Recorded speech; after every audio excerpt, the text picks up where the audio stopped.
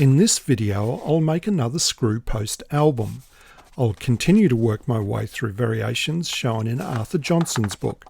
This project has enough complexity to break it into two parts.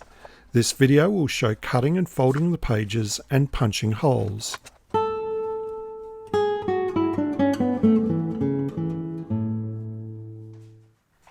This is the third project in the Screw Post Albums series, and I'll progress down the list in Johnson's book. The third variation of guards involves less cutting and more folding to provide the extra swell in the spine to compensate for when photos or other material is added to the album.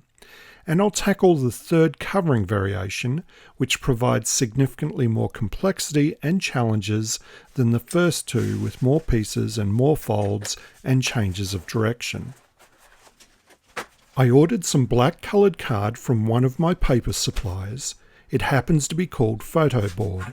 It's a 300 GSM card, the same weight as the buff manila card I used in the previous two projects, and it's the same size. Despite these similarities, it is from a different manufacturer, and the supplier's not shared with me who that is. The approach to making the guards for this book is similar to the second album in the series. However, instead of one leaf, one guard, it's two leaves, two guards in one, folded in a type of zigzag. I've been cutting the pages for these albums to a size that maximises the use of the cardstock. This design requires sheets twice as wide, which saves me one cut, but adds one fold. I could set up the cutting table or the board cutter to do this cutting, but I just need half a dozen sheets, which doesn't take long. For a single album, it's just easier to cut these by hand. If I was doing multiple albums, I'd use mechanical help to speed things up. In Johnson, these albums are categorised as loose leaf and guard books. He says this is a minor branch of craft bookbinding. He describes the advantages as being a cheap and quick method of holding sheets together in a protective cover with some degree of security. The advantage of being able to remove and insert new or different material and being able to accommodate a range of materials, including plastic and metal, is highlighted. Johnson sums it up by saying a loose leaf binder can be both economical and presentable. Just as a reminder, the guard is the stub at the spine that provides additional swell as compensation for when new material such as photos are added to the album. Thus, these guards should be close to the thickness of whatever is going to be added to the album, and there should be as many guards as there will be thicknesses of material added. There are some books by Richard Horton on making albums. The albums described are much more complex than the screw post ones.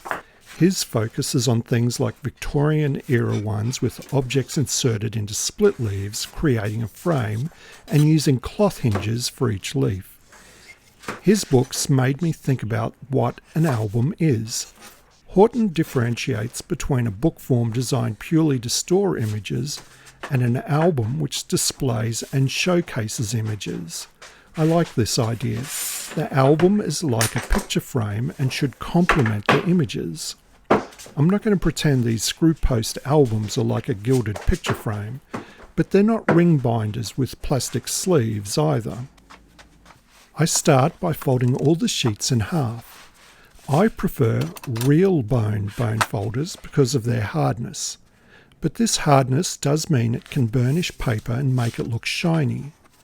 Bone folders made of plastic, such as Teflon, are softer and don't burnish as much. This black card really shows up any burnishing, and so I try using a Teflon folder, which leaves no burnishing marks. The disadvantage of plastic bone folders is that they're softer and you don't get as crisp a fold. And they're plastic, not a natural material.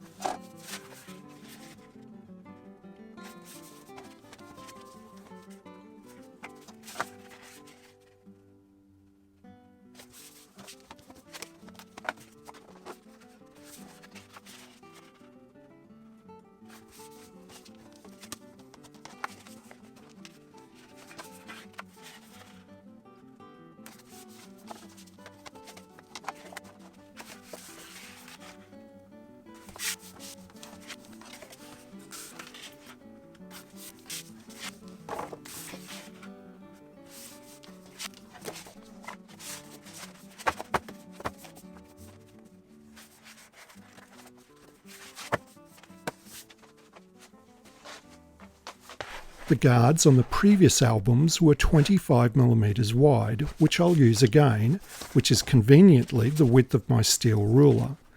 I use the width of the ruler to fold back the front leaf. Don't push down too hard with the bone folder to avoid making a mark on the second leaf. Fold the second leaf using the first as the guide. I use a piece of board to align the ruler at the spine folds. The eagle-eyed will have noticed that I messed up one of the cuts while cutting the card. It was a very minor straying from the edge of the ruler. The one side cleaned up fine, and the other had a slightly dodgy edge for about 30mm. In a pinch I could use this piece, and I kept it as a spare and also for doing the first test folds. I think that could be described as making lemonade out of lemons.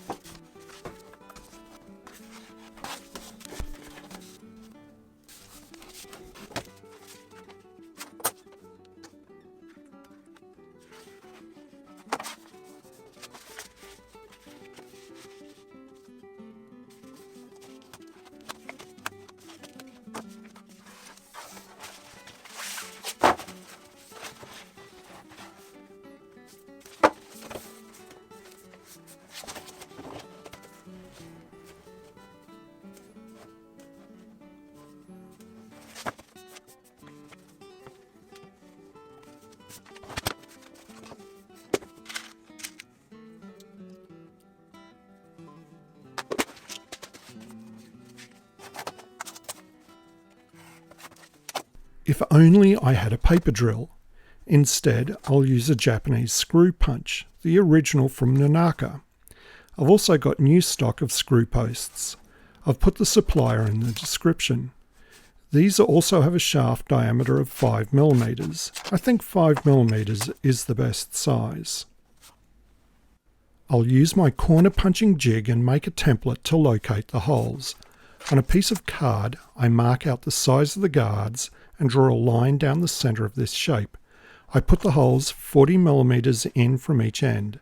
This is a bit further than I did in previous albums, just because I wanted to experiment a bit. Then I go through and punch all the sections.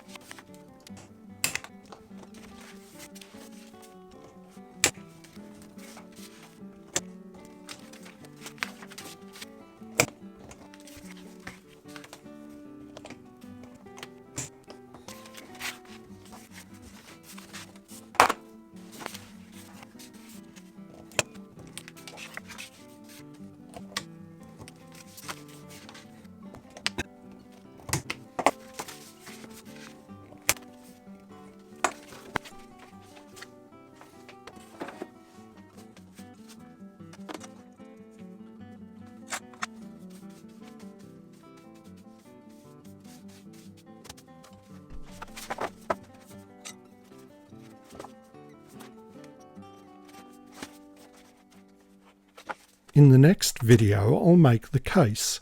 I'll cover it in a single piece of cloth, which results in one of the longer turn-ins that I've ever done. This shouldn't have been too difficult until the constraint of keeping everything in frame for the video and not getting my arms in the way of the camera was added. I'll also do a third video where I'll mount a heap of photos in the album using commercial photo corners. And before you ask, I don't own a photo printer and I have no idea about what to recommend. The trick is to have a friend with a good photo printer. Thanks, Bernard. Until next time, cheerio.